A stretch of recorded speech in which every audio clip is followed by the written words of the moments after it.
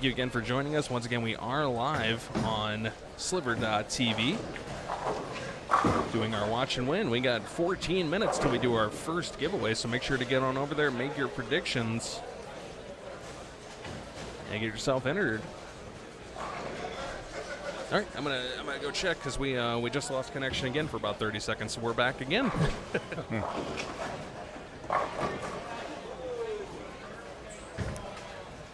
I think the rev rates are changing the condition really quick. I know they do out in the tour. They jump left real quick. Well, that and plus some guys are using urethane. So Right. So right. you combine those two things, and there's going to be some amazing transitions. All of a all sudden, day. you get a lot of hook and a lot of hang. Yep. I think that's where straight comes in pretty well. I think the first 4 tournaments of the senior tour, that Walter Ray won the first 3, Yes. throwing it pretty hard and straight. And then Joel Carlson from Omaha won the 4th one, and he throws it dead straight. yeah. So he makes Walter look like a hooker. So, that's it's just the trend that's happening this year. Yeah, it's funny mentioning Walter Ray. I talked to him after he won the 3 in a row. He had never won 3 senior tournaments in 1 year before. Much less, he had never won 3 in a row before, even on the national tour. And so all of a sudden, it's like coming back to him. Chris Barnes, the way Chris Barnes put it, I was talking to Chris, and when Walter was in his heyday in the 80s and 90s, he goes, all of a sudden, here comes Walter Ray Friday. Everybody's trying to break him down, and he's just piping it up the outside and beating your brains in. That's right. Because That's right. he's been doing it for a long time. Yeah. Norm Duke. Oh, There's yes. another straight player that That's right. he won back-to-back on the kids tour. regular tour. Yeah. I mean, you'd never even think that. But He never ceases to amaze me. guy's in great shape. Yeah. It's funny. I've told this story a couple of times, but one time I was at the Quaker State Open, and Tom Williams. I don't know if you remember Tom. He used to be right for the Dallas Morning News. Used to be used to cover bowling for the Dallas Morning News, and he told me that he heard a rumor that Norm Duke broke up a pot game at Meadowbrook Lanes in Fort Worth because he threw 84 strikes in a row. He would just go front 8, next game front 9, next game, and he goes, and I go, well, I'm gonna go ask Norm if that's true. So I was working for the paper at the time. I was there covering the tournament, so I went into the paddock and I asked Norm. I told him what I had heard. I said, yeah. He said, you broke up a pot game because you threw 84 strikes in a row. Is that true? And without even flinching, he looked at me. He goes, 86. He would have lost me at the first 12. Why would they keep bowling him? I remember Bo Burton. They barred him from the jackpots over at Normandy Lanes a long time ago, yeah. So he got mad. And at the time, nobody knew Mike Lemongello. And he brought Mike Lemongello in. He had jeans on, a T-shirt, had his ball in his hand, and shoes over his shoulder. He looked like, he couldn't bowl. And he really cleaned up, and Bo was just sitting back there playing cards, enjoying the whole thing. They have I was over at Jamie Brooks' place, Plano Super Bowl earlier this year, and every Sunday morning they have a pot game. And anybody can bowl. You draw for lanes, you draw for partners, and you move around. Anybody can bowl except, what's his name? The two-handed kid from Texas, Simonson. Except Simonson. Oh, yeah, Anthony, yeah. They will not let him bowl in those pot games. But anybody else is welcome. Yeah. Now there's a kid with a lot of talent. I mean, he wins throwing a hook, and he wins throwing a backup ball. Something that you think would. Bowler in the world. I mean, unbelievable. Yeah.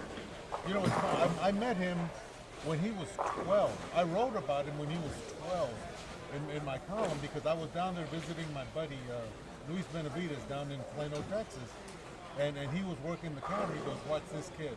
And he goes, "He's already got 5,300," and he was 12 at the time. And when I was there, he goes 300, 836.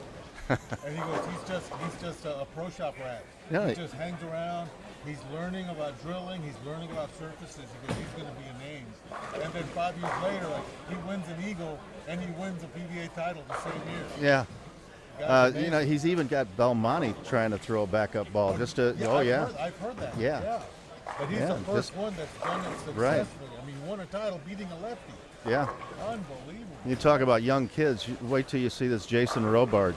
Oh, yeah? Oh, he's kind of a lefty two-handed bowler, but boy, what a Jason what a or, lot of talent he's got. Jason or Spencer? Or Spencer, I'm sorry, Spencer. Spencer Robards. Yeah, Where's he Spencer. from? He's from Springfield, Missouri. Yeah, and I watched him, and boy, what a lot of talent he's got. You know, it's funny, all these two-handed bowlers coming out on the men's tour. I'm surprised there weren't more on the women's tour. You would think that they would benefit more from a two-handed release than the men. Right. Because they would give them more revs. And I don't remember seeing one on the women's tour. I've seen them like in junior gold and in some of the junior amateur tournaments. Right. But I've never seen one go pro. Well, give him some time. I'm sure.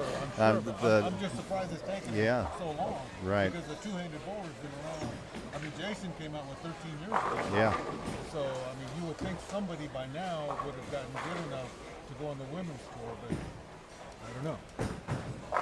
I've heard of very good women bowlers that are two-handed, but they're just not, maybe they just don't, no interest in joining the tour. Probably not, but what they have those 10 tournaments in a row in the summer, Yeah.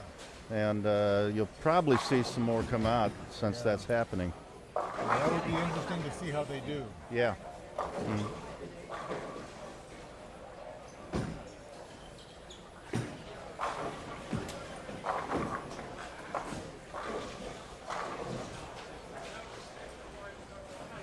15 and 16 has started out like a ball of fire here. A lot of strikes on that pair.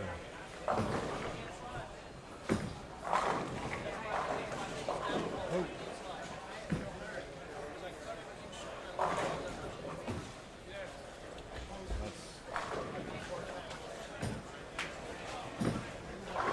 All right, so I just am going to chime in that we are having some internet issues.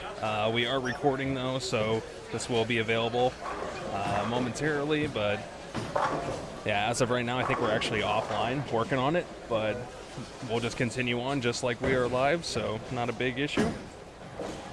Just wanted to chime in and say that.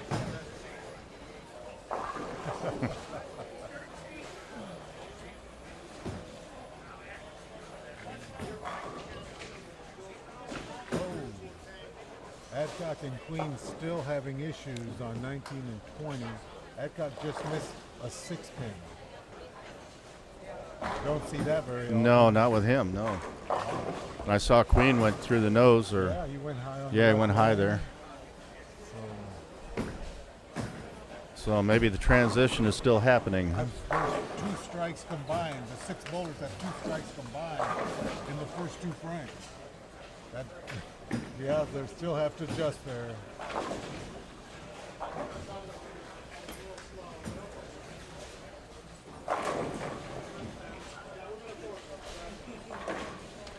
And Brian Manini just struck. Has a center up in northwest Missouri. He's got a 10-lane center, I believe. His wife comes down, and I work with her a lot. Oh, no kidding.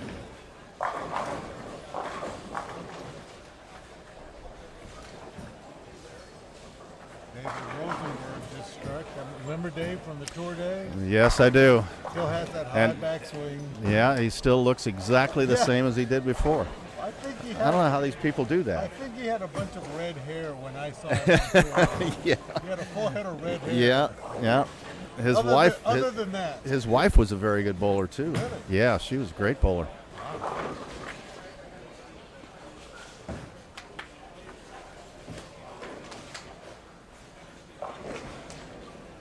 But they live in Rolla, Rolla, Missouri, yeah. Yeah, that's where he's lived there forever. I mean, Yeah. when he was on tour, he was from Rolla, Missouri. Yeah. So. What about, you ever heard, what's happened to Jeff Mackey? He was from Mexico, Missouri. Yeah, he's still there. Is he He's still still there. He bowls senior regionals every now and then. Okay. Kind of hard to forget Mexico, Missouri. Right, right.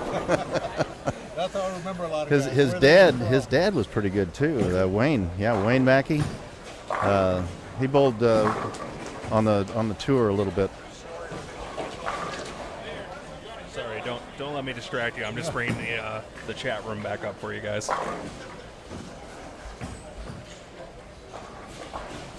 I'm kind of new at this. Am I supposed to be watching that? I mean, sometimes they chime in, they have questions and things like that, but most of the time it's usually pretty quiet, just people watching. But on like Friday night, we had some people asking what equipment they were throwing, what pattern. I guarantee you we probably had what is the pattern that they're bowling on probably 30 times on the night. So we wound up just doing a exclamation point pattern to where they could actually type that in the stream and it'll bring up what it was. And like today we have, I'll go ahead and show you if we type in exclamation point pattern and then it'll automatically bring up a link to the pattern for them. So it's kind of fun. But yeah, it looks like we finally are back live again. We just had some a major drop-off in internet, but we're back. We're probably going to experience those outages every half hour or so, but you know what? If we get half hour straight of good internet for every 30 seconds of being offline, I'll take that over being offline completely. Tom Adcock just leaves a solid 8. Just, even when he hits the pocket, he's not getting the breaks. Queen went through the nose again for a split. So And I'm just that team is struggling. Oh, yeah. I'm just rejoining. Did Adcock stay to the right, or is he back to throw? He's staying on the right, as far as I know. He's throwing it hard and straight. Yeah, he's throwing a lot harder and straighter. Okay. But like I said, on that pair, there have been 3 strikes among the 6 bowlers in 3 frames. Everybody's kind of struggling. All right, and we do have 2 minutes until our first drawing for our Watch and Win sweepstakes.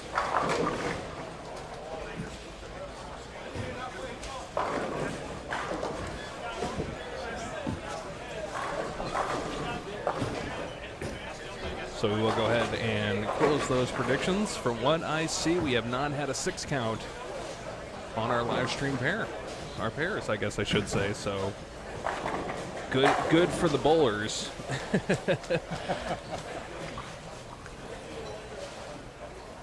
Yeah, it looks like the scoring pace might be slowing down just a little bit.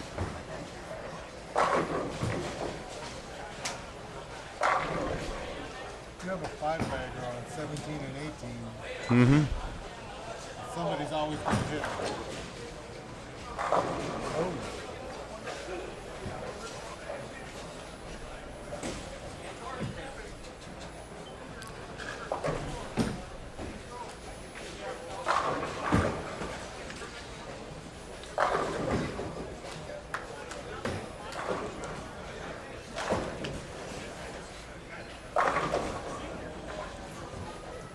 Scoring is slowed down on 21 and 22 also, where there's been a 300 and a 279.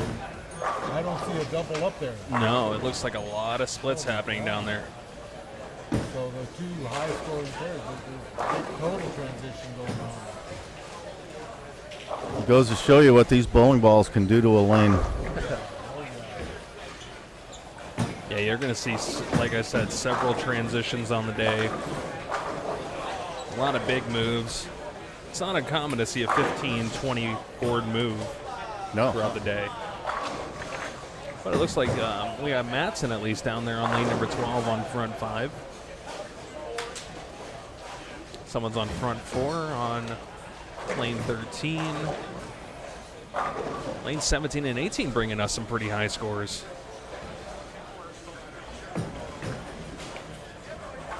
Yeah, look like you have to take advantage of the pairs that are playing because obviously there are some pairs that are not going to be nice. Right, that's what Pete always told me, that on the rough pairs you got to try to grind it out for 200, and on the easy pairs or good pairs you got to get what you can get. Right. You know, I just watched the new Brad and Kyle video. They were showing how to play on a pattern, the Beijing pattern, and they said something that I thought was, you hear it a lot when you're out bowling against talented fields, but it's all about the pace of the score. So if the pace is low and you're going to grind it out for 200, that's par. That's what you go for. And you hope to get those 230s, 240s. But yeah, you just got to kind of look around and see, are these scores going to hold up? Or are they going to, drop us down, move us up, and make your adjustments off of that? That's what happens with bowlers on the tougher shots. Right. They get discouraged that they're not striking. Right. But at the same time, they're not picking their spares and they're dropping off. But, like you said, when you grind it out, you pick your spares and hope for a double here and there. It was kind of fun to watch the bowlers on the Kegel actually helped develop a part-time bowlers tour pattern that we were putting out. It was still considered a house pattern, modified, but house pattern. And it was fun to see 220 average cash in St. Louis. It was rare. It was crazy to see a 220 average cash on the day. So it's kind of nice. I don't know. Apparently the bowlers weren't too happy, but It's kinda like nice the red, white, and blue pattern out in the tour. right. Easier and easiest. Yeah, it's incredible to see what they average. The Bolero shows that are showing up, that Kyle Troop averaged like 263 in qualifying. What? Yeah. I think in the 70s, the high average on tour was like 218, wasn't it? I mean, 215, Probably, yeah. 216. Yeah. And now it's in the 220s, high 220s. Unbelievable what they're doing. I'm trying to remember what I was watching not that long ago, but it was some kind of. Oh, you know what? It was I was telling I was saying in the first game that I was watching some old women's tour coverage, like Wendy McPherson. Let's see, the show was Wendy McPherson, Kim Adler, Carolyn Doran-Ballard, Cara Honeychurch, and Michelle Feldman. And they were saying how no bowler on the year, PBA and PWBA, had averaged 230 for the year. And it's like, I don't know, that just gives you some kind of perspective to A, how much the game has changed, but B, just how the talent of bowlers and the vast differences and varieties, and I don't know, even like what I just said, someone averaged 263 for a tournament, and it wasn't easy by any means. I mean, for them it was easy, cakewalk, but for the normal average bowler out there, it would have been a tough shot. So it's just, I don't care what you put out on the lanes, there's going to be somebody that hits it. right. They just match up. But I think it has a lot to do with, the talent today. I think it has a lot to do with the high school programs, the college programs, Right. the coaching that they're getting. I mean, I look at the top 100 list on the coaches, and it's just amazing. Tom Carter is one of the 100, and I've worked with him before, and he's fantastic. And he spends a lot of time with bowlers.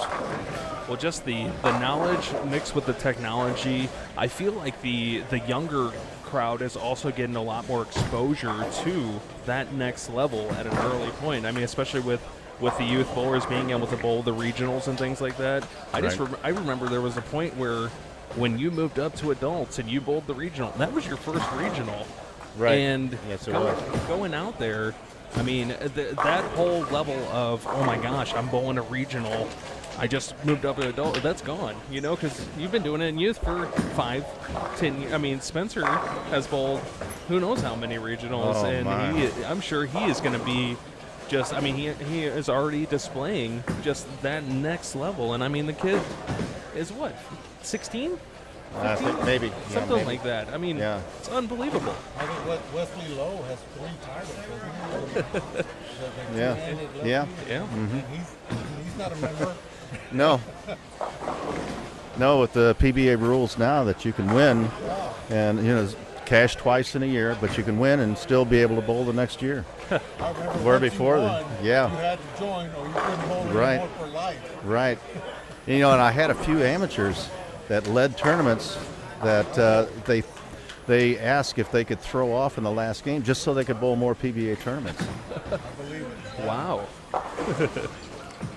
And they were very, very talented amateurs. I mean, to be fair, even like you could pick a whole bunch of amateurs from this field that could easily go out on tour, you know, and just still hold their own, I would say. Well, Holloman and A.J. Rice, I mean, they were bowling in this, so when they went out on tour, I was wow, let's see how they do. Because they would dominate these fields.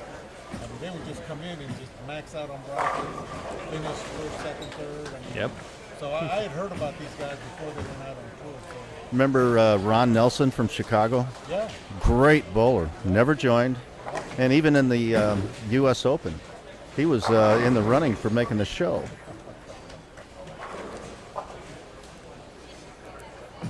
Yeah, one of the most talented guys I ever knew that never joined the tour was Joe Vito Buenrostro in San Antonio. I don't know if you remember him, if you've heard of him. Joe Vito, they call him Joe Yeah. Vito. Mm-hmm. Made the Masters show once, won the Super Hoinky, never joined the tour. He had so much talent, it was unbelievable. You know, a lot of those guys really couldn't join the tour before because they had such a great job. They made a lot of money with what they were doing and did it part-time. He was Duke's doubles partner when they bowled action when Duke was a team. It was him and Norm, and they would just clean people out. I mean, they Yeah. were, imagine Norm, with anybody Norm picked, he had a figure was pretty good.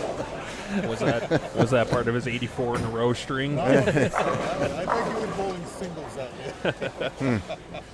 It was actually him and his partner were throwing 84 in a row, and that's why people kept bowling.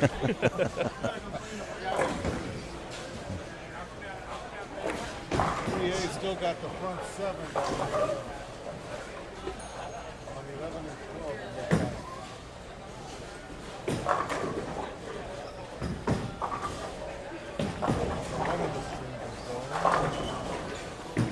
And they're still not striking on the TV bill. Oh my goodness. Yeah, the scores have definitely, with the exception of right ahead at 17 and 18, and a couple of bowlers on 15 and 16, but surrounding, it looks like there is a drastic change between bowlers that have something and bowlers that are, you know, kind of lost right now. It'll be interesting to see when the standings come out to see what's happening. Yeah, let's take a shoot over to the Facebook page here, see if anything's been posted.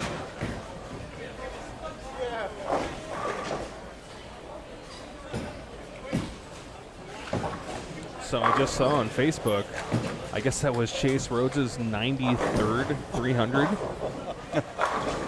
93rd. Huh? So he 93rd. might be in the top 10. Right, All possibly. Well, Johnny, I got 3. All right, so it looks like we have game 1 scores right here. Oh, what do you know? It looks like Kyle Sherman and Scott Greiner, 5:31 to open. Oh, that's an interesting second place. Adcock and Queen came out with 5:13. Not after their second game. Yeah, their second game brought them down a little bit. Yeah, I don't think they're going to be there anymore. Then we got Jackson and Orange at 5:05.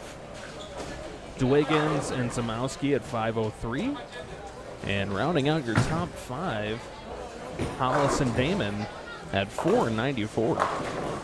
So we do have 35 teams on the field today.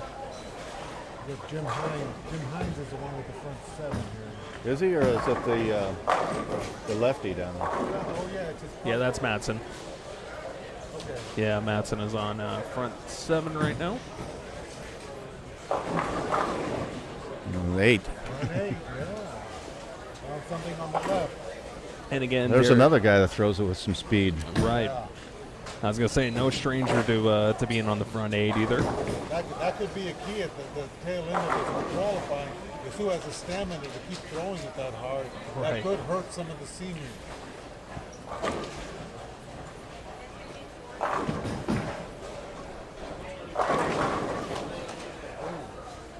Looked like Queen Man. was right, and he just left a swish 7. So just carry issues, Yeah. just plaguing them down there.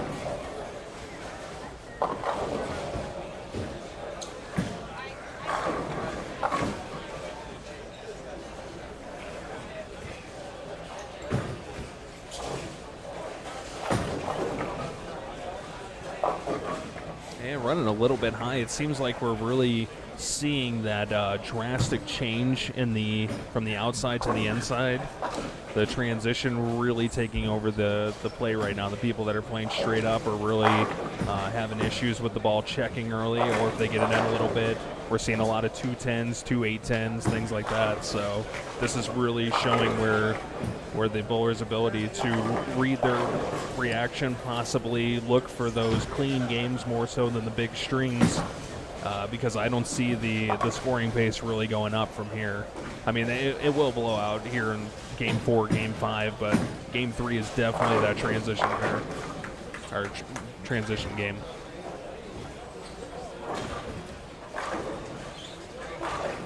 Yeah, Ben Tubman up here on lane number 15, though, going for 4 in a row. This is the Big Ben pattern, so maybe he's got some insight on it. He might have been practicing on it, huh? Right.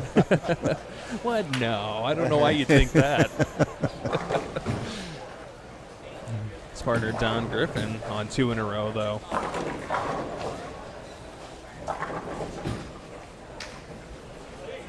Don's been one of the top lefties in St. Louis for a long time. Still looks like he has what it takes. Right. I see Tom Partle coming up on lane number 18 here. You'll see him on the left side of your screen. He has 279 going. His partner has 233. Looks like that's Brian Manini. So a shot away on the right-hand side. 5 in a row for Partle.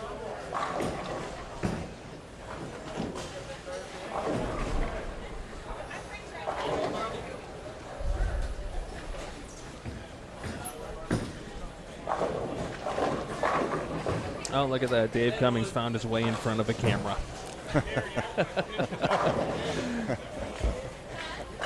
Dave has become quite the name on the Part-Time Bowlers Tour on our live streams. He always makes sure to get in front of a camera a few times and make it known too.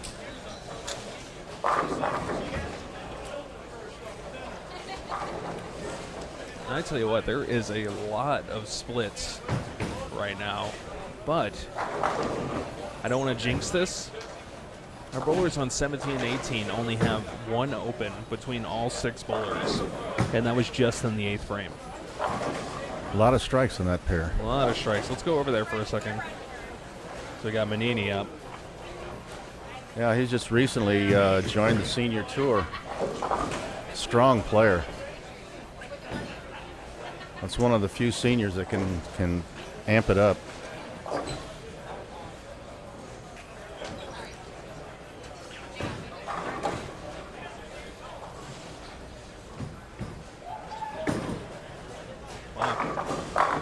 Oh, rough break over there.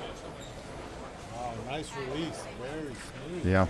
Looks like he's got a shot that's gonna be there for quite some time though. That should be playable as long as he can keep that speed up for all 8 games. Yeah, he gets a young person's revs on the ball too. He could do some damage out of the PBA. Yeah. Is that what it's known as? if you turn it a little bit on the senior tour. Yeah, an old guy throwing a lot of revs. Yeah. You got the YPR going on there. So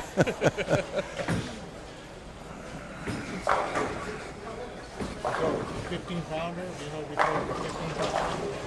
I'm not sure. A lot of the seniors are doing that. Oh yeah. I'm not sure if he throws 15 pounds or not. Because I know the Duke still throws 16. Yes, he does. As, Yeah. as he calls it, man weight. Right.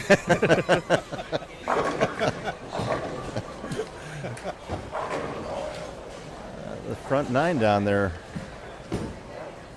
Oh, yeah, that's Matson.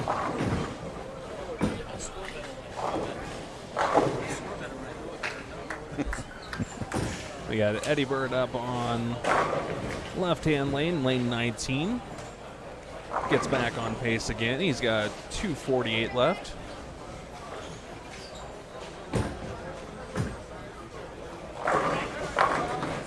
You know, doing a quick list. Oh, there it is, Eddie Bird and Johnny Brown. I didn't see his name there for a second, but of course it's right at top. Tubbing up on lane number 16, going for 5 in a row. Oh. So it looks like he got that a little bit right into that hook zone, but it really faded out on the back end. That's just kind of the norm characteristic of how much Ben comes up the back of the ball and does a lot of forward roll. Probably keeps him out of trouble in this pattern. Looks like a rollout on the back end. Right.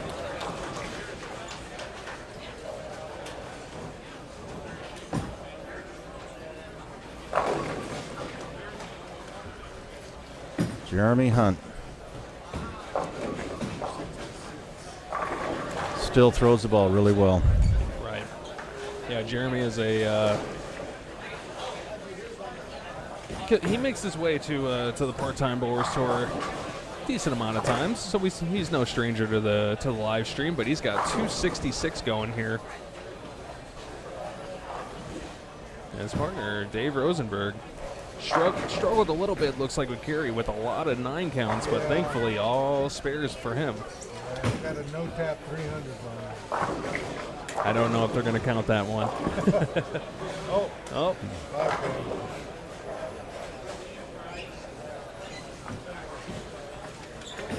So Hunt up on lane number 17, going for 266.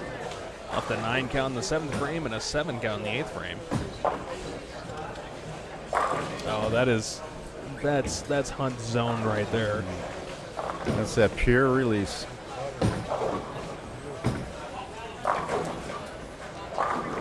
Scott Pierce coming up with a 278 max. Scott had a pretty good run at a few part-time bowlers tours as well, making a few step ladders.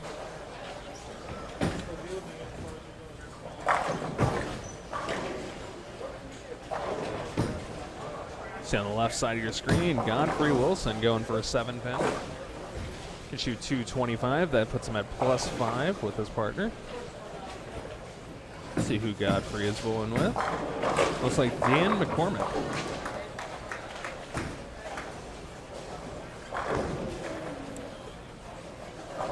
I talked to John the other day. You know who he ran into out there in Vegas? Boise Huber.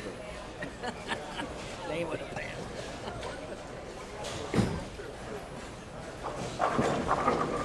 And carry troubles continue down there for Queen. They're getting to the pocket. They just need to find a way to make all 10 fall. Adcock is on 2 in a row, though, so maybe he found a little something.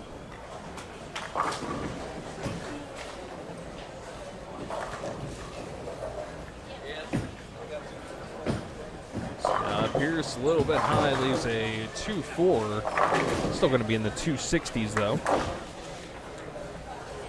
And Derek Madsen coming up on lane number 11. Let's see if we can stretch it out just a little bit. Yeah, you can see lane 11, top left of your screen.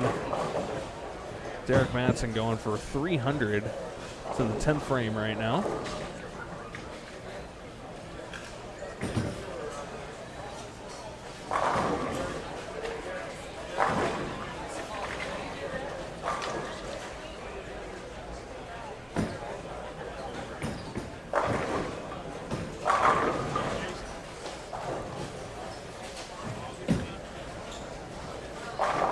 Somebody he on, gets- on 9 and 10 has a front 7 as well. I'm not sure who that is. Wow. That is, that's quite the section to be in right now. Yeah. If only we had a camera down there. They just couldn't have 3 pairs be enough.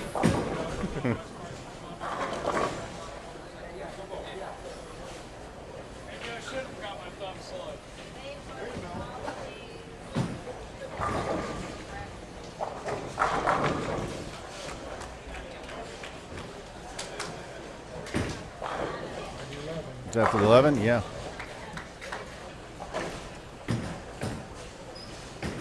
All right, so we'll go ahead and stick with this view just because you can see the 12th and final shot for Derek Mattson. Actually, let me turn it real quick.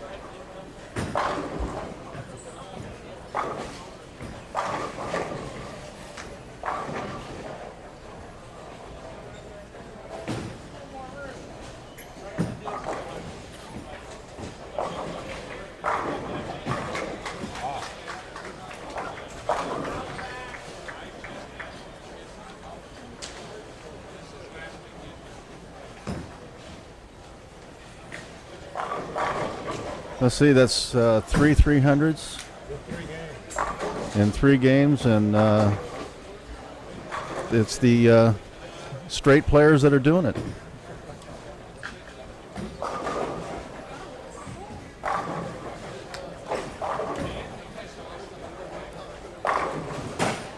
Doesn't make any difference if it's righty or lefty. It's the straight players that are throwing the 300s.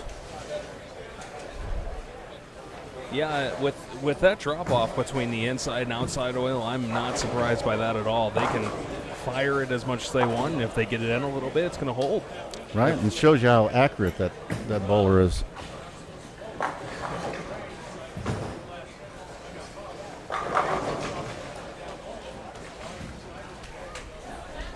Oh yeah, I done messed up the camera pretty good, so I'm going to fix that real quick. Guess that's what I get.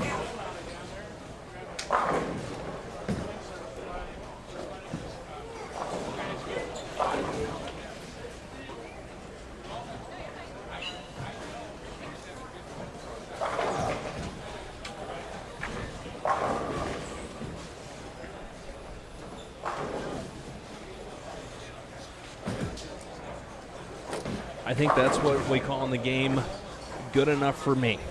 Arnold can shoot 279. That's going to be a nice team game for the 3 guys on the right. Wow. 66, 66, 79.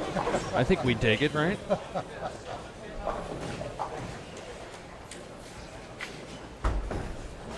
youngsters definitely like that pair.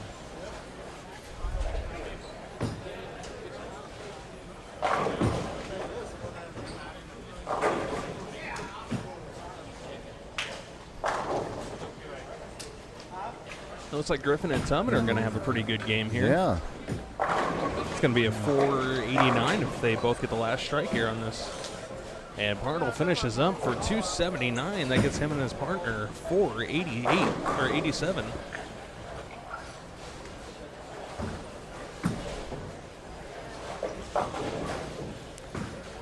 Looks like Tom. Oh yeah, Brian Manini had a tough little break there on that 9th frame too. Didn't see his 10th frame, but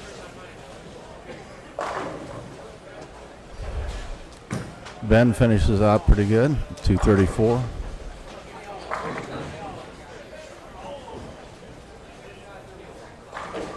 he is about to be shown up by his partner though.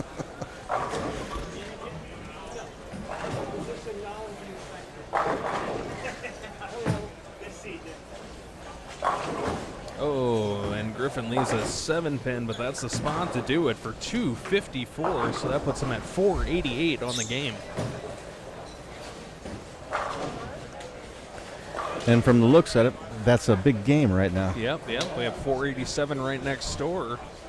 504 though for, I believe that was Pierce and Cummings as well. Yeah. So quite the separation going on, and thank goodness that was the 12th frame for Adcock. But wow. Yeah, Jason Queen's still having problems. So that puts him at 410 for the game. Still plus, but unfortunately not enough to really make a big change.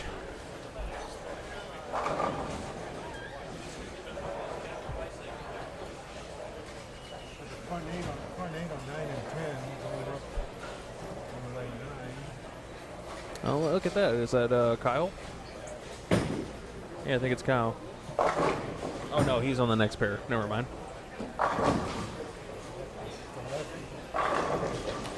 Front 9. Oh, he was up on the left. Okay.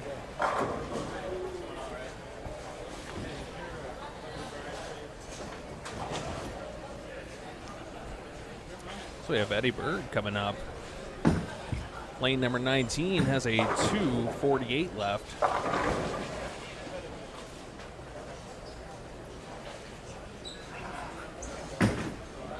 His partner Brown, I believe 2:18 left on the sheet. No, 2:23. So 4:50 for them. Are you set up where you can play this yet? Like you can't do it on YouTube? No. You can't go back and play it? It sounds absolutely phenomenal. Yeah, these two battering back and forth, I mean, I love it. Starting to talk about old school. It's fun. And the part about Duke, you know, Duke playing straight up and being able to beat the young kids in the young kids tournament. I mean, simplifying the game. The game is not difficult. You just be smarter than the ball and the pins. I love it. It's great. This is what they need more of, honestly, and how they do it. You know, instead of just mindless, you know. Another cup of coffee or something?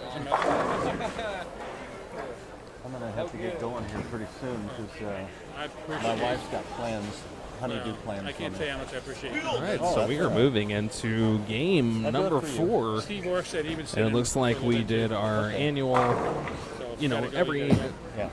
every half hour Let's get reboot together of for the lunch internet. again, So Okay. looks like we are back now, though. Game number 4. I am. I've been doing nothing but sit. Don't let me take my bet off. Oh, hey, I won't. We do apologize that it does keep happening, but like we said, about every half hour we're going to have a reboot.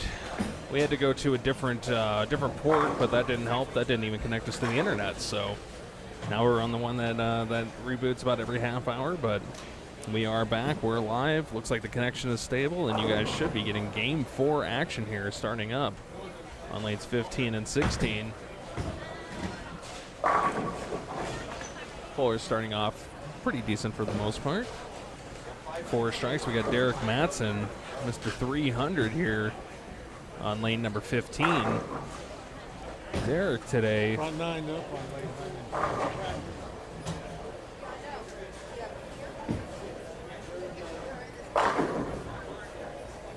And we do have another front 9 down here on 9 and 10. Hey, Rich, how you been? Solid 8. Oh, Lefty left a solid 8. wow. Oh, wow. That's a rough way to end the string.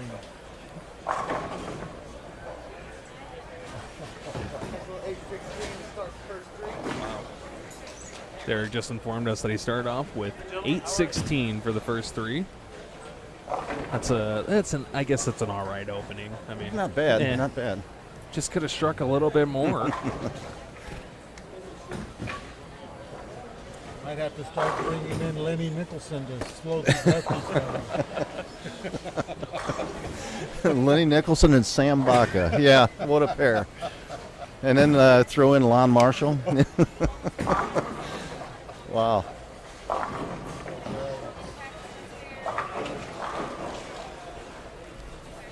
All right, so we They going back to Lenny Nicholson when they were in St. Louis at Dad's place. They always teased Dad about counting his pennies and nickels, and so they got him a pair of knee pads so he could get down on the floor to count his nickels and pennies. Sounds like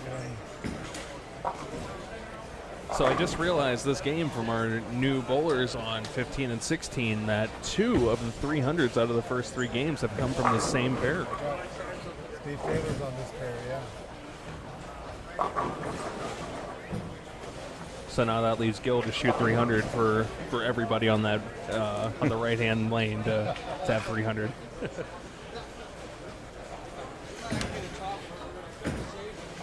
Whoops.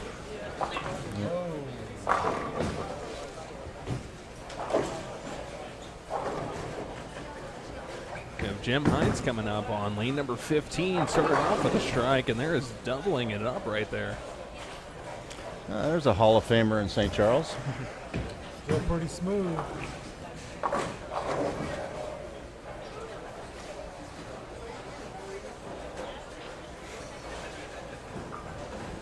Just taking a look who we have coming up.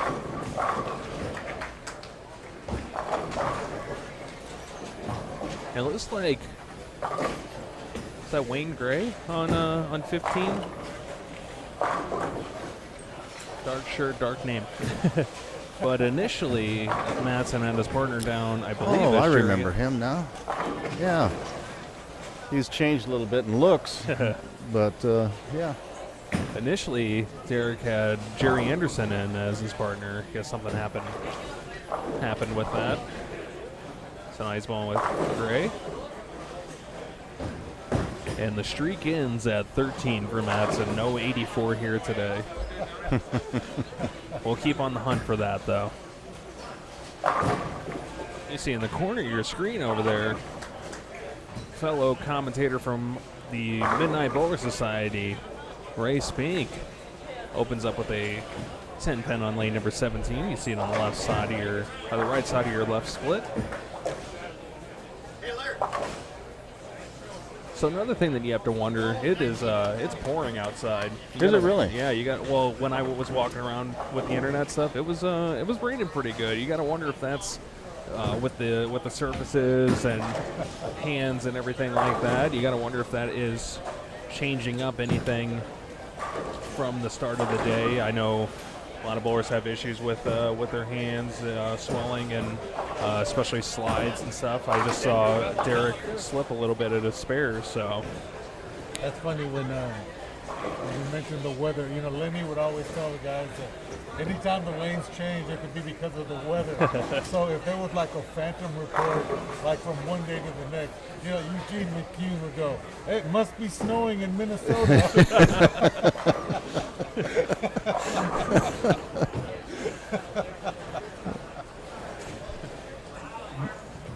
Well, there was always some reason that they bowled bad.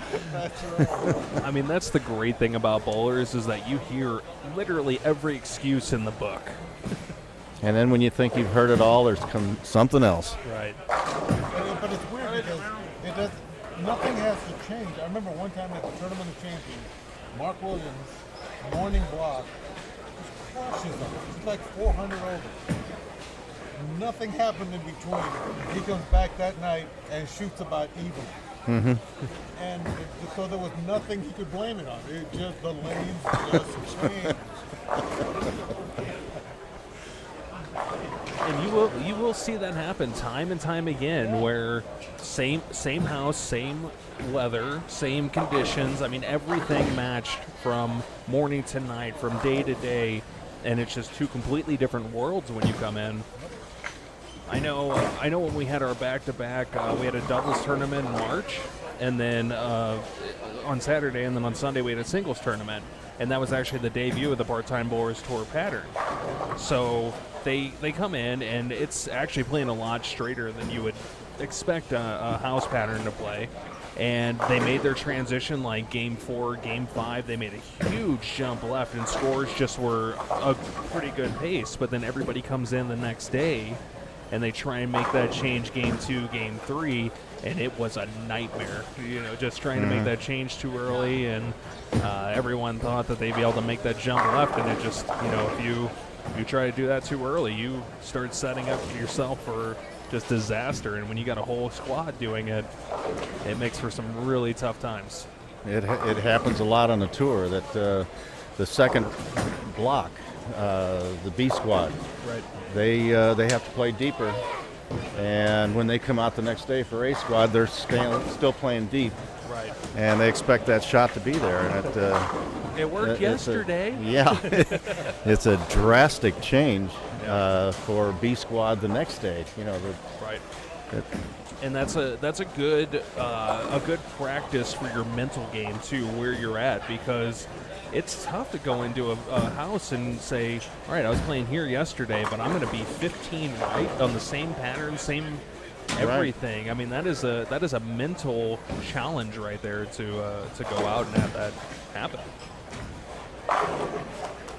That's where you really start to see the separation between those that belong out there and those that are just like transitioning to that point.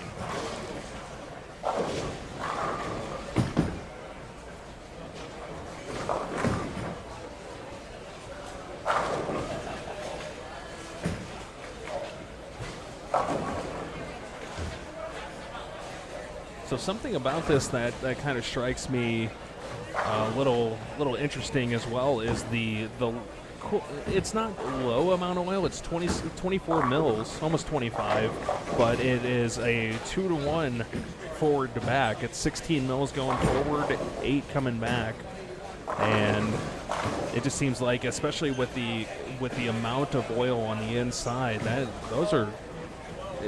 going to hold for quite some time. I think that we kind of saw it game 2, but we're probably going to see it again coming up here, where there's a lot of 2-8-10s, 2-8 combinations, where that carry down's you're going to start seeing people start moving left and people start trying to play straight again, and I think that that's going to cause kind of a traffic jam and really maybe give us some interesting scores coming up here soon. That's amazing how much oil. It's still amazing how much oil is being used today, and they re-oil between squads and PBA.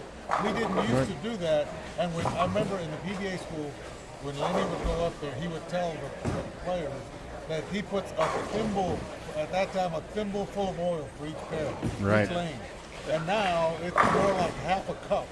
I mean, that's a lot of oil. People don't really realize what's out there. Right. And then they're having to redo them between squads on the tour. That's crazy. And they're using a thicker oil, a higher viscosity oil, and it still doesn't stay out there. That just shows you that what this equipment does to the pattern, to the oil. It's amazing. But also, you can take this same condition, the same pattern, and put it on a different house, and it won't play the same. Right. And it all depends on the topography of the lane. Where there's hills and dales, slopes.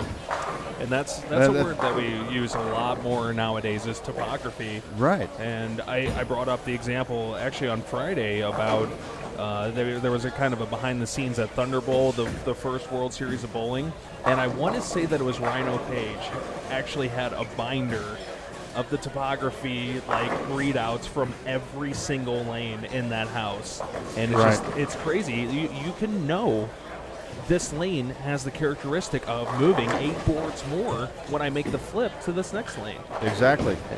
Kegel has I guess it's a laser that they can tell where all the slopes and everything are in a lane.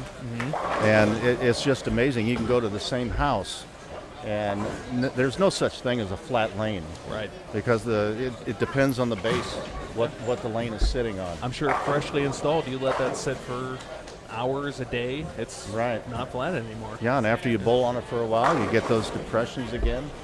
And one lane, even though you've oiled the lane the same way with the machine, one lane might have a little spot where there's going to be a hang spot. Right.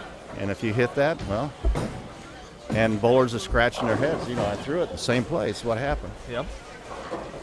But Parker Bone III used to keep a notebook because we go to a lot of the same houses every year, and he kept a notebook on what the ball did on every pair of ones.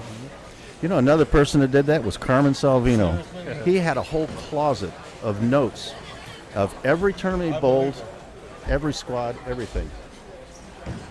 That's fantastic. I believe it. I know when I bowled the U.S. Open in 2009, 2010, and I did the same thing. I brought notebooks every year to every tournament. I would have this big bowling notebook, and I actually had a few players compliment me, going, "Man, that is old school right there." Just to mark down everything, right. what I was playing, when I changed, everything. So yeah, that was kind of cool to kind of get that little throwback and just say, hey, this is cool.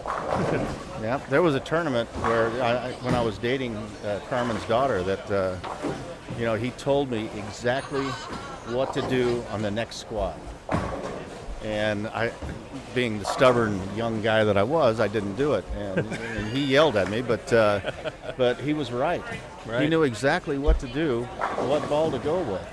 And, you know, even though we were using plastic and rubber balls at the time, and I don't even think urethane had come out at that time, and it was just amazing what he knew.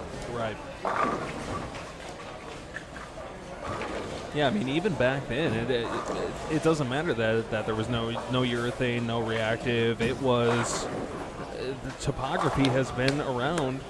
I mean, they may not have known it back in the early days, but heck yeah, anywhere you go to, it's all going to be different. You know, when we had wood lanes and lacquer, they would use big sanding drums to refinish a lane.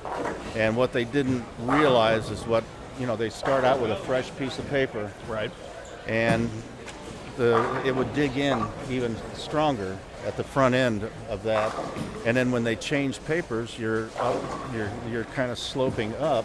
Yeah. And then you change papers again, and then it digs in more. And you know, I had a level when I did lanes, and there was some lanes that there was 11 or 12 humps in a lane. Wow.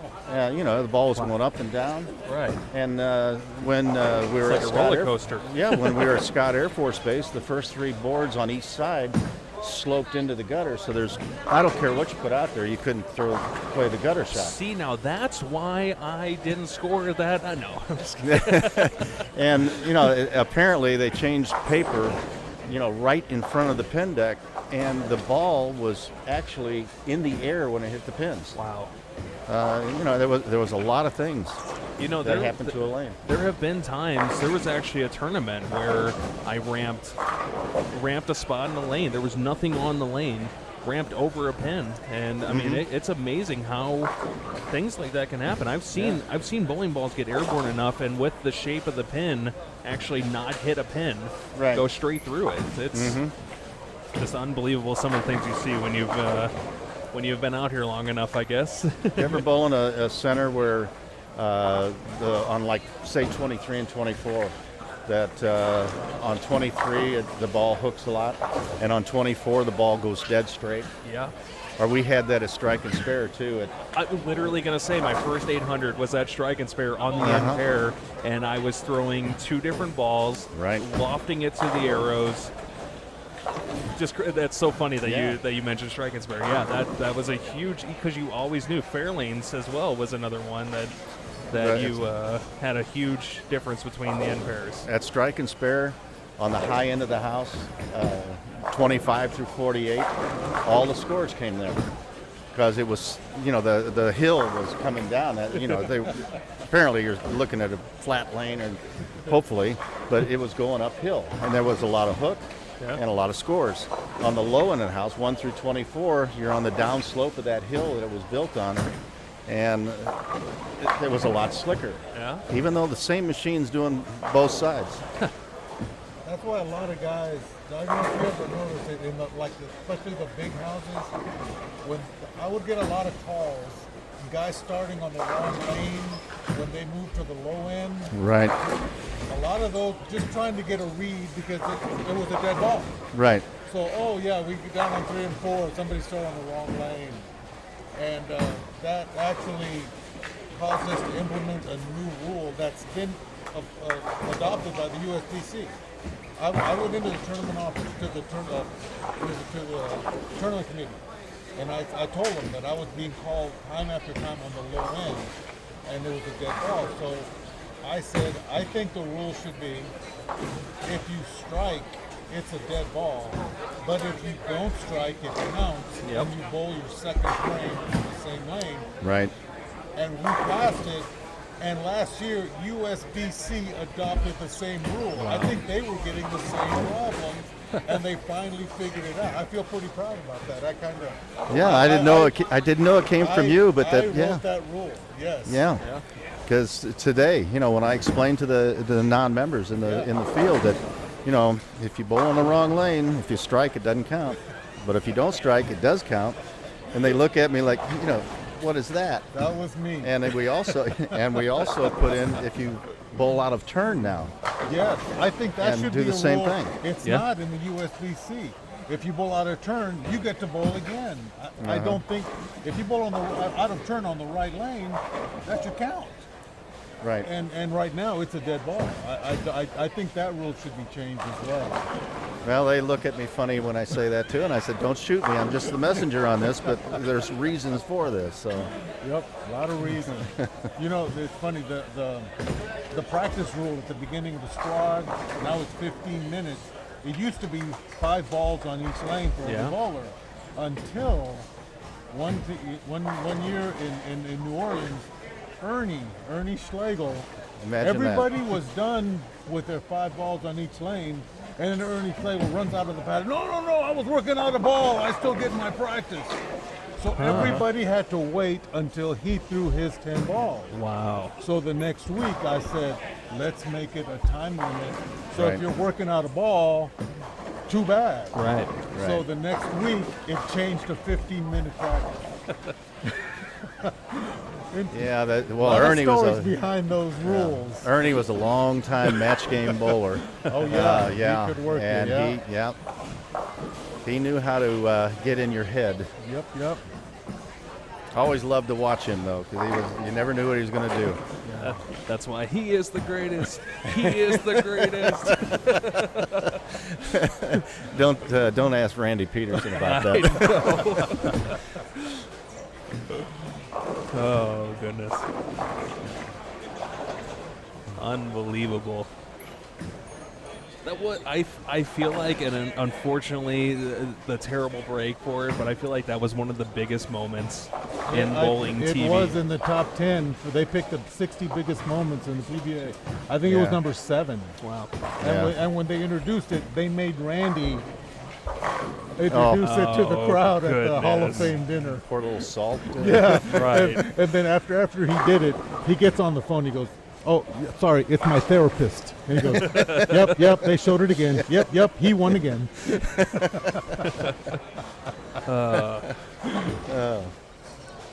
All these years, that's something that I really do miss is the arena bowling.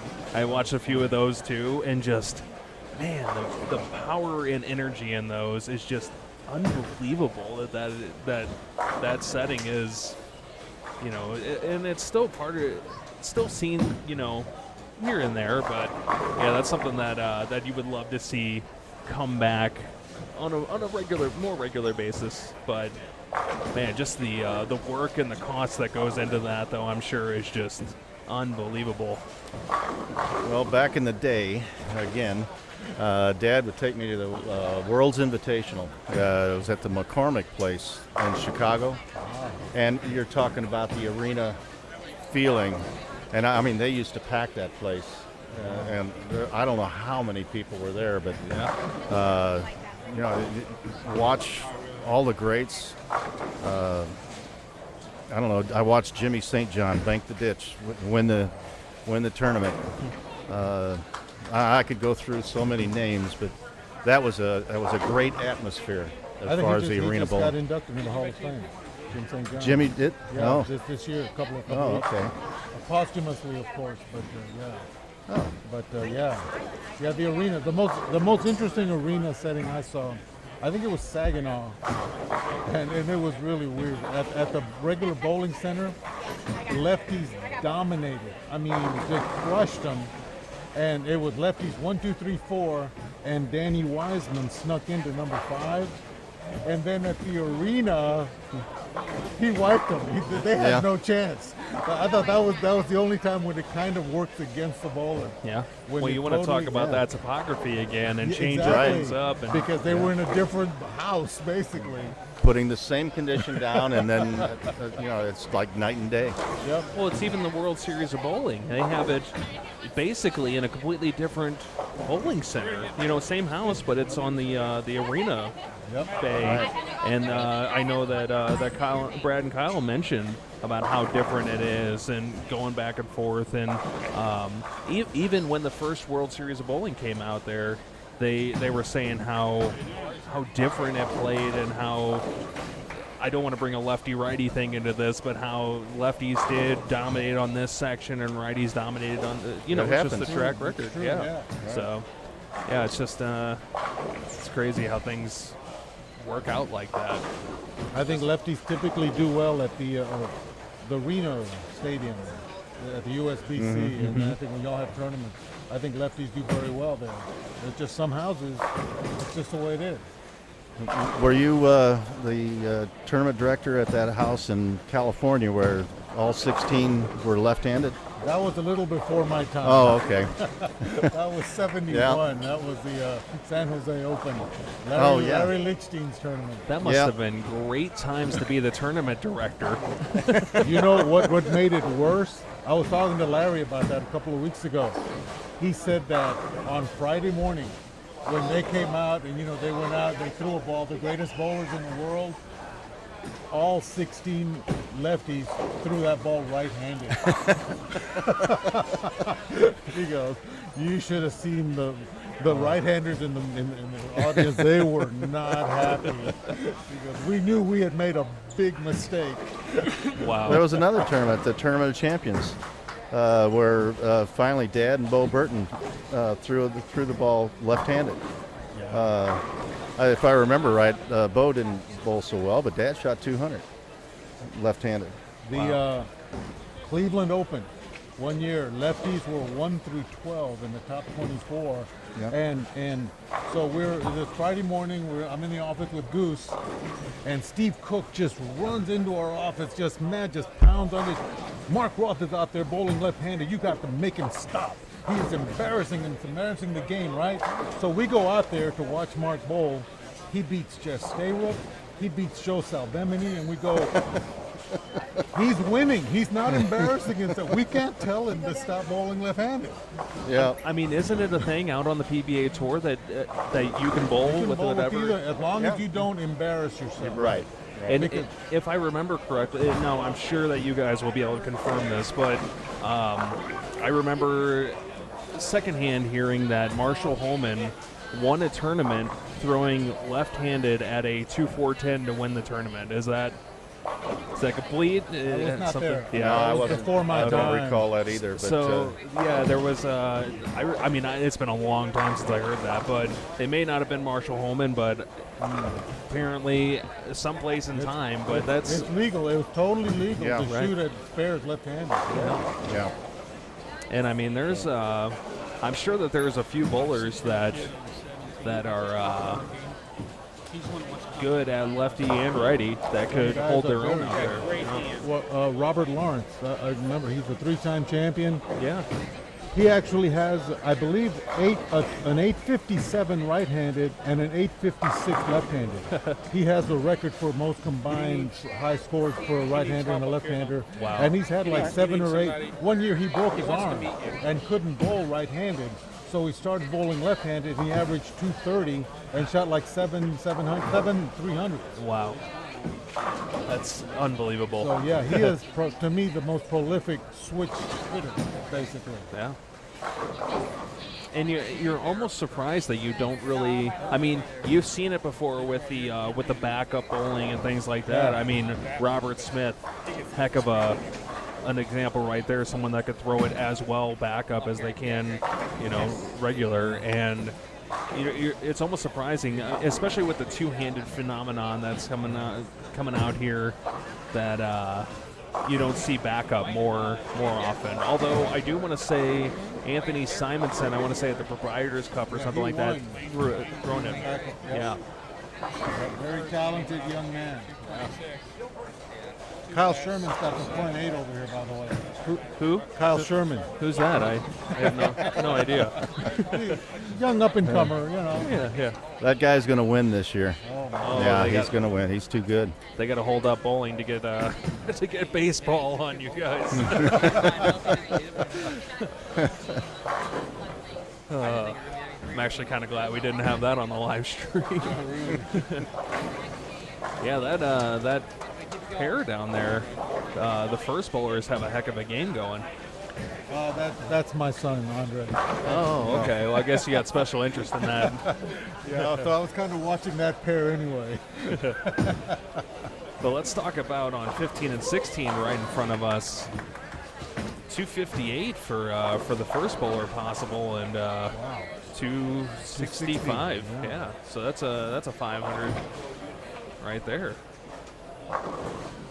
Big scores coming out of 15 and 16. Matter of fact, looks like only 3 opens between every bowler on that pair, and 19 and 20 as well. Not bad scores down there either by any mark. Maybe they're settling down a little bit. Lanes are kind of mellowing out. And we are only halfway through qualifying right now. Yeah. 8 games.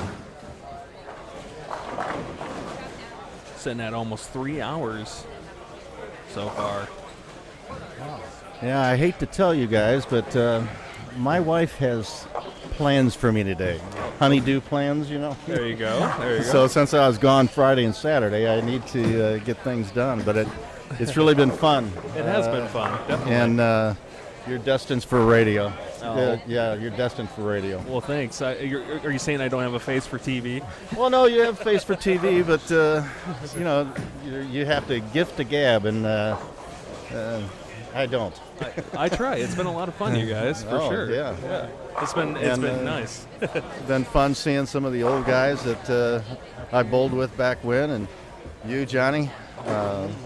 Been a pleasure. So I appreciate the time and letting me come on. Absolutely, Rich. Anytime. We really do appreciate you being here. Thank you. That's Rich Weber signing off. It's been fun to hear all the behind the scenes insights and things like that.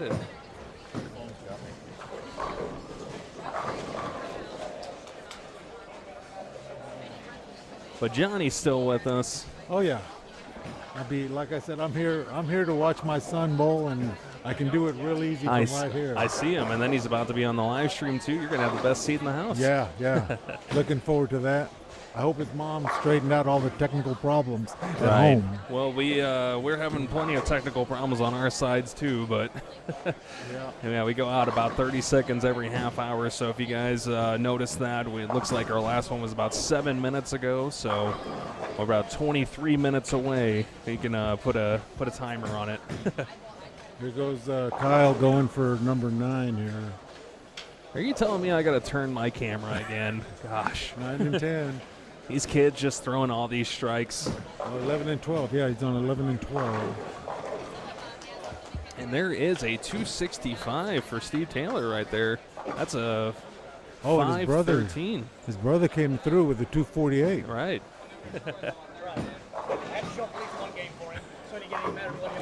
One 500. And Kyle still, I guess looks like he may be taking a re-rack. I mean, if anybody knows to take a re-rack, I'm guessing Kyle's going to be a pretty good pretty good judge of that. I heard one. he's pretty deliberate. Maybe. That's sometimes. Only on Sundays.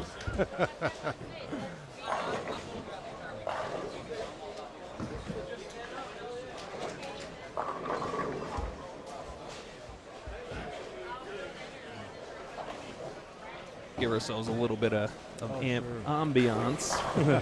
That's right. Maybe pick up some bowlers, you know. Yeah, good thinking. You never know what you're going to hear bowlers say. Yeah. And we got I noticed they had intended for mature audiences on the website. It happens, you know. It just sometimes words slip out and you hear the passion. That's what we call it, right? Passion? Oh, that's right. It looks like Kyle left a 10 pin down there on lane number 11, so he's got a 279 going still. All right. So Still a decent game. Someone I think has a little chance to squeak out a win again in this game. That's funny that we don't have a 300 going this game now. That was the last chance. We were 3 for 3. What is going on? We got a lot of 270 pluses though, which is that's true. I mean, we could have had one, Steve, except for the fifth frame for Steve Taylor. He almost had another one. Oh yeah. 11 strikes that game, 265. Yeah. Wondered what the delay is on 13 and 14. I just wonder if it's. I mean, there's a lot of spares going on down there. I don't want to point that out too much, but. Sure.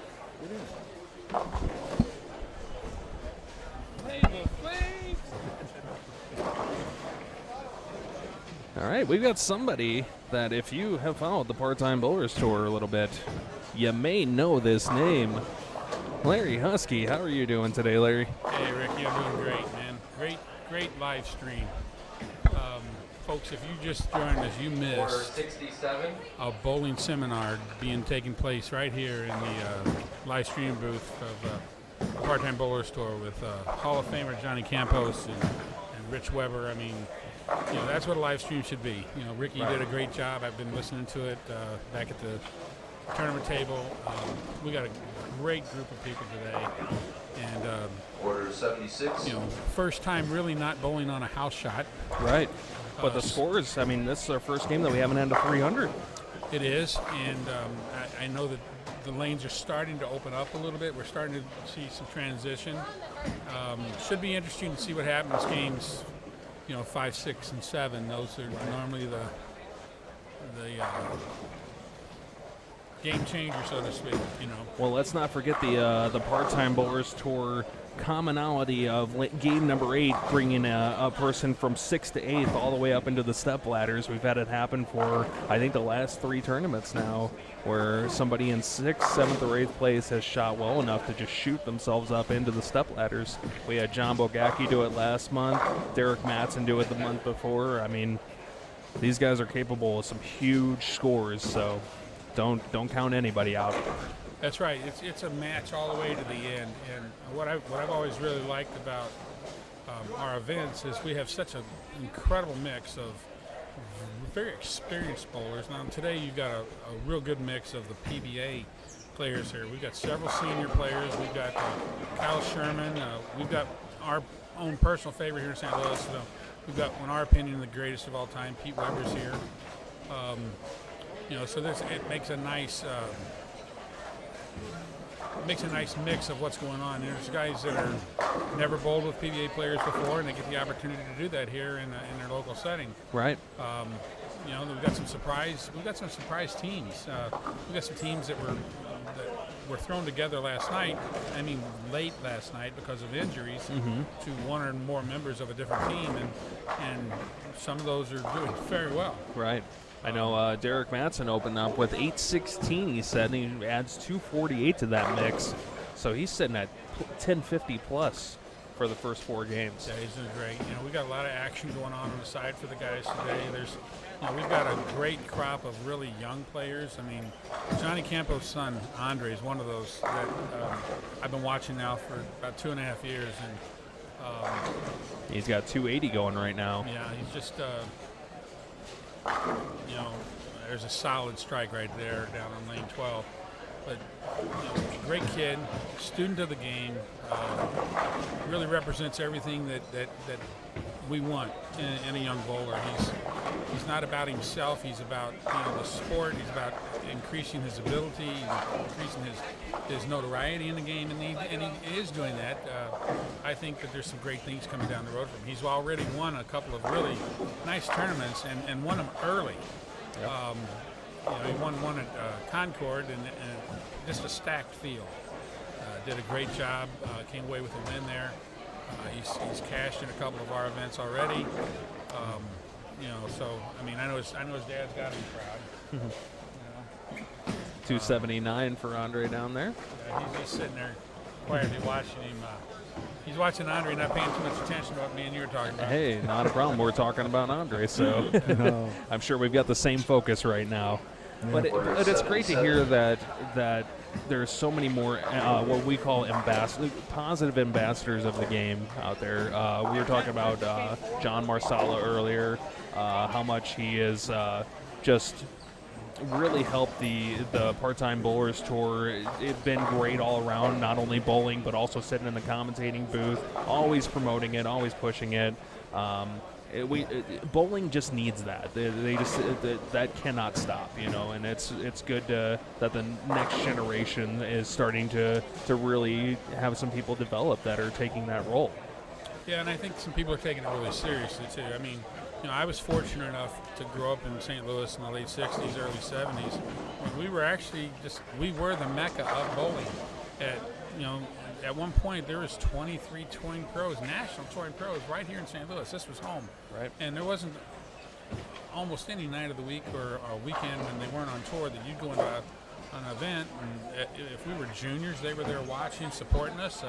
If they were bowling, they were participating in league and local tournaments, and continue to grow the sport as ambassadors. They taught a lot of us how to love and respect this game, and that's something that's really neat. Another thing, Ricky, the women that are bowling today. Yeah. We've got one team, Devera Buckley and Ashley Cole. Mm-hmm. Our only true full women's team. Devera in St. Louis is a legend. Right. And I call her affectionately. I call her the legend. But you could call her just about anything, and it would be something that people relate to as fondly because she's been around forever. She's one of the only women. I think she is the only woman to ever win the holiday doubles. Yeah. She did that with Mr. Terry Jones, and but she's a great ambassador. She represents the sport so well. She represents the logo. She's an EBI staff person. And Ashley's just a force to be reckoned with as a young woman bowler. Right. But we've got Christine Gill here today. We got Lisa Tim from the Springfield area. Mm-hmm. It's great to see these women come out and lace them up, and they're competing. Yeah, I was telling Johnny that I had this string for some reason this week of watching old women's bowling shows, Wendy McPherson, Kim Adler, and Michelle Feldman and all that. And then we were talking about the field today and how, I mean, they're definitely a force to be reckoned with. Don't cast them aside at all. That team, Devera Buckley and Ashley Cole, I mean, they kick my butt. They kick a lot of people's butts. They kick a lot of butt. Yeah. You can't take the foot off the gas when you're bowling them at all. Right. And they're never out of it. They're just great for the game. They're great. Like I said, Ashley's doing a great job with the women's bowling in St. Louis. Right. She just had her Queens tournament. Yes, and she's got another event, and I believe it's in September. I believe it's in September. Her Crown the Queen. Yeah. Is coming, and they had over 100 women last year for that. How cool was that? She kind of put that out there as kind of a feeler. It seemed like, and the response was so huge that she had to double the field size. I feel like she caught this, and then she got to it within a couple of days. She's like, I guess we can get this going. And yeah, it was just so cool to see the positive reaction to that and how supportive everybody was towards that. And she drew from a large area. She drew from a very, very large area. Yeah. We drew out of Chicago. We drew out of Memphis, Kansas City. I think we had some people from Louisiana come up. It was very, very impressive, and really a shout out to a couple of bowling proprietors here in St. Louis that got behind her in a couple of pro shops and supported her. By adding money. Once they said, well, if you draw this many, we'll give you this. And if you Right. draw that, Mark Brevard, Dan Beeman. I don't want to forget anybody, but there Jerry Anderson. These proprietors got behind her and supported it, and it just shows you what to do if a community can come together and do something for bowling. I mean, Right. That was great. Yeah.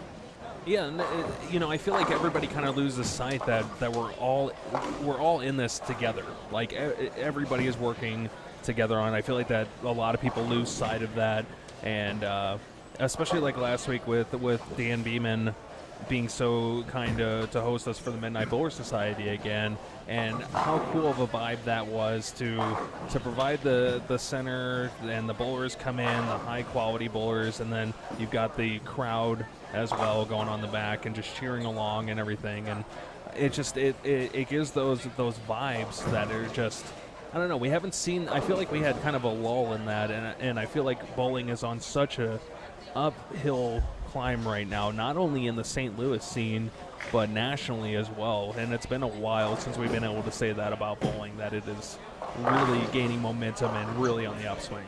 Let's talk about the Midnight Bowlers, Society. Johnny Spink, young, really incredible bowler. Right. Comes from a good bowling family. He had a dream to do this, and once again, Dan Beeman said, "Hey, man, I'm there. I'll help you." He supported him right from the beginning, and said he'd host it. And now with Dan having another center, Right. That's all it's going to do is just improve. And it's a shame though that 35, 40 people don't bowl that, because that, I mean, if you want to bowl on a tough condition, like everybody always says they want to bowl on a harder condition. People want more competition. I don't think you could have gone anywhere, Right. and I didn't mean anywhere in the country, and found a better, harder competition to bowl on and a harder shot to bowl than that shot was a couple weeks ago. Yep. And we had, 18 came out, 19? 18. Yep. 18. So that's 2 years in a row in those numbers, and I think that I think next year you'll see a change. I think you'll see 25, 30 bowlers come out, because the overall impression that we left, that Danny left, with the national touring players that came here, was a good one. Yeah. Yeah, absolutely. There were more this year than last year. Yeah, of the we national. were at an even mix between people from St. Louis and from people outside of St. Louis, which was really cool to see. Yeah, and I think next year you'll see a bigger influx of even more pros that come in, because risk to the ratio, the risk to reward is incredible. I mean, where else can you go and really struggle, really make good shots, shoot 225, 230, and win $1,500–$1,800. Right. You can't do that in this event. And that's the thing, is that people were getting up there. I think the highlight of the whole tournament for me personally was Cody Aldrich getting up there and What a having a great strike out in the 10th. And if he misses either of any of those, not only does he lose out on $1,500, but he loses out on cashing too, because we were paying $1,500 for first, or $640 for second, so $2,140 each game. So just getting up there, I even put it in. I made a little promo for this weekend, put it up, and Cody's reaction to everything on that was definitely one of the highlights that I've caught on live stream so far. Well, I tell you, Ricky, as far as Cody is concerned, Cody's got a ton of talent. I mean, just a kid that can naturally just turn it up and find the pocket. His day's coming in a big way. I really believe that. He's just got too much talent. And Cody's still young. I was going to say, I didn't realize how young he was. Yeah, he just celebrated his birthday yesterday or day before. Yeah.